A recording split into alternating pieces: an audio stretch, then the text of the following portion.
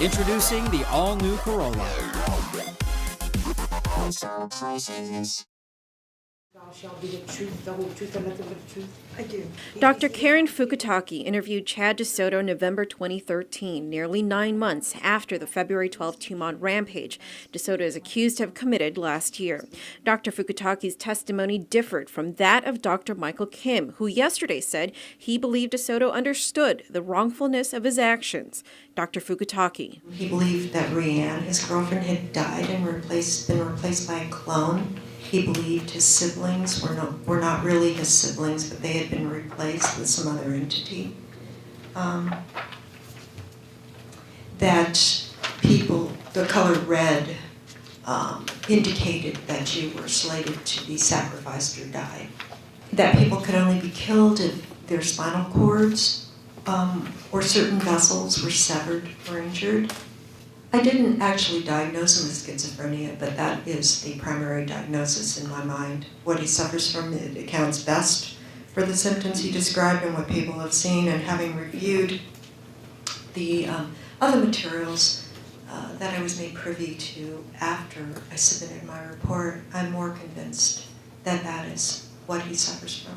Perhaps the most crucial aspect to DeSoto's defense was in Fukutake's dissection of the insanity statute. She explained that Guam's insanity statute is three-pronged. The first prong is that the defendant must lack substantial capacity to know or understand what he was doing. He didn't understand that if he stabbed somebody, they would permanently be dead. His belief was that they would come back. He also believed that these people were trying to hurt him. The second arm of this is that the person with mental illness who is charged with a criminal act knows or understands that his conduct is wrongful. Again, it was my opinion he was grossly psychotic at the time. The third arm of this insanity defense on Guam is that he was, because of his mental illness, he was unable to control his actions. I did not find him to meet that particular criteria. Fukutake says she believes DeSoto did have some control of his actions. Therefore, DeSoto, she says, met two of the three prongs. However, it's what she explains next that could save DeSoto. And you only need to be found to meet one of the three prongs in order to be opined to be legally insane. It was the prosecution's turn to cross-examine Dr. Fukutake in the afternoon.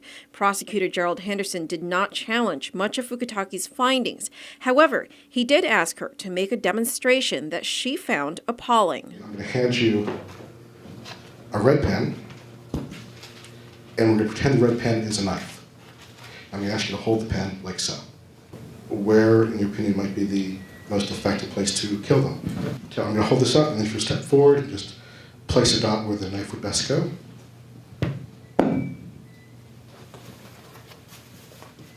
I have to say I'm a medical doctor, and I can tell you where a number of Objections.